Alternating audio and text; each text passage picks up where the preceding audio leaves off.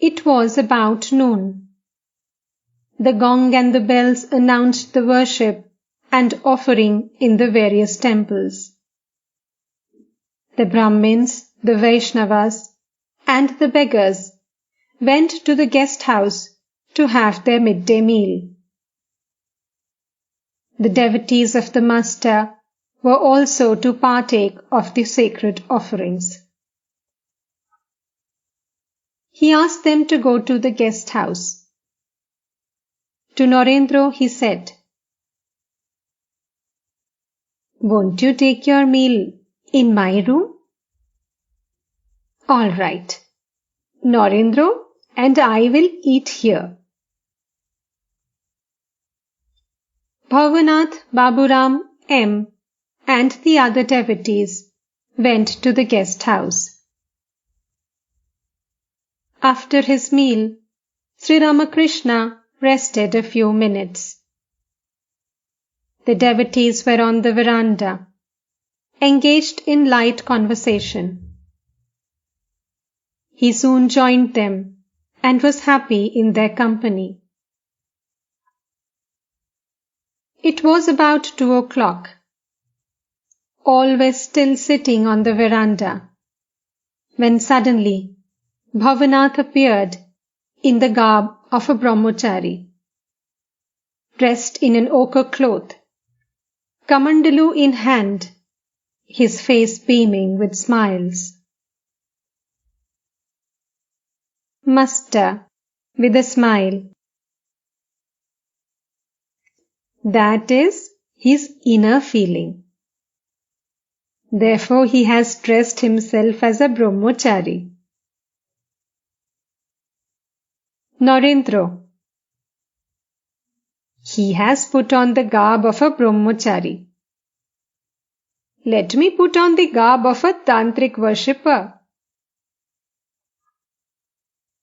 Hasra.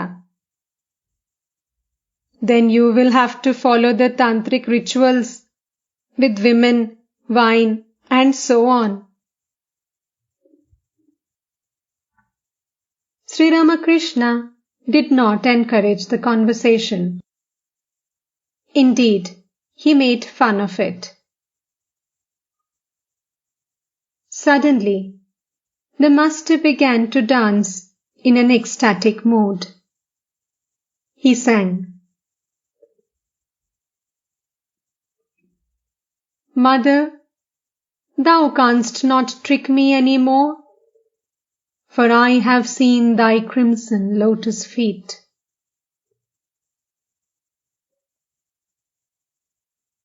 The Master said, "Ah, how wonderfully Rajnarayan sings about the Divine Mother. He sings and dances that way." The music of Nokur Acharya at Kamarpukur is also wonderful.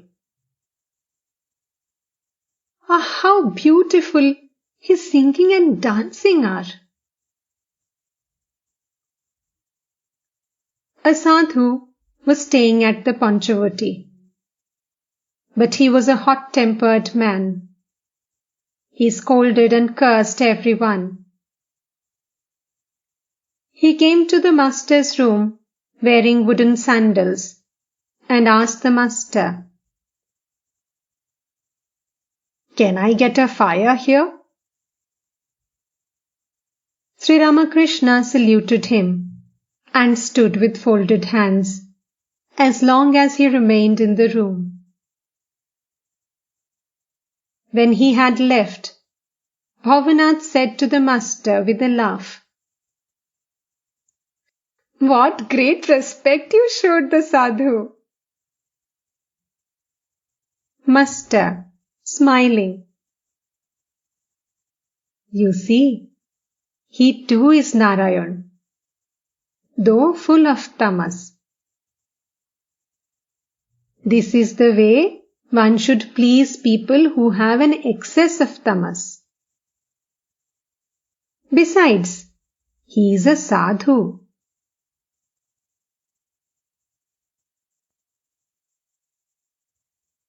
The devotees were engaged in a game of Golok Dham. Footnote: a game in which the player tries to get to heaven by passing through different planes, but on each false step he falls into a particular hell. Footnote ends. Hasra joined them. The master stood by, watching them play. M and Kishori reached heaven. The master bowed before them and said, "Blessed are you two brothers." He said to M aside, "Don't play anymore." Hasra fell into hell. The master said,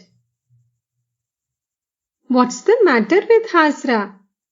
Again?" No sooner had Hasra got out of hell than he fell into it again. All burst into laughter. Latu, at the first throw of the dice, went to heaven from earth. He began to cut capers of joy. "See Latu's joy," said the master.